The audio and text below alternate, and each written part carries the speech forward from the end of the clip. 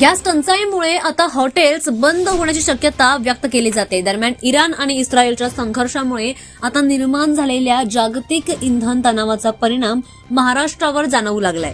LPG gas सिलेंडरच्या तुटवड्यामुळे पुण्यातील अनेक हॉटेल्स आणि खानावळी आता बंद होण्याची शक्यता व्यक्त केली जाते। ही नवीन माहिती आता समोर येते, त्यामुळे आता शहरातील नोकरदार, विद्यार्थी आणि सोबतच सामान्य नागरिकांची मोठी गैरसोय होणार आहे। पुण्यातील शिवाजीनगर परिसरातील गॅस एजन्सी समोर नागरिकांच्या मोठ्या रांगा लागल्याचं दिसायला मिळतंय, पाहायला मिळतंय। अनेक जणांनी गॅस बुक करून सुद्धा अनेक दिवस सिलेंडर मिळत नसल्याची तक्रार त्यांनी व्यक्त केली आहे। दरम्यान ऑनलाईन बुकिंग सुद्धा अनेकदा होत नसल्याचं नागरिकांनी म्हटलंय। आता नवनवीन तक्रारी आता समोर येत आहेत।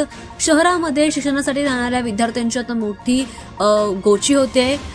सोबतच हजारो बॅचलर्स, त्यासोबतच नोकरदार जेवणासाठी खानावळी आणि छोट्या मोठ्या हॉटेल्सवर अवलंबून असतात।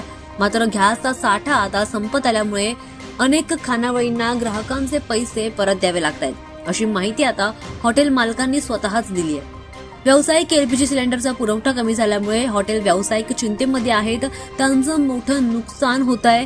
काही ठिकाणी फक्त 1 ते 2 दिवस पुरेल इतकाच गॅस साठा शिल्लक असल्याचं देखील त्यांनी सांगितलंय। जर हा पुरवठा लवकरच सुरळीत झाला नाही तर हे हॉटेल्स बंद करण्याची वेळ येऊ शकते, अशी भीती त्यांनी आता व्यक्त केली आहे। दरम्यान गॅसच्या वाढलेल्या दरांमुळे आता मिठाई आणि खाद्यपदार्थांच्या किमती वाढण्याची शक्यता देखील व्यापाऱ्यांनी व्यक्त केली आहे। काही व्यावसायिकांनी पर्याय म्हणून डिझेल, इलेक्ट्रिक शेगड्यांचा वापर सुरू केलाय, त्यासोबतच त्याचा खर्च देखील जास्त असल्याचं त्यांनी म्हटलंय।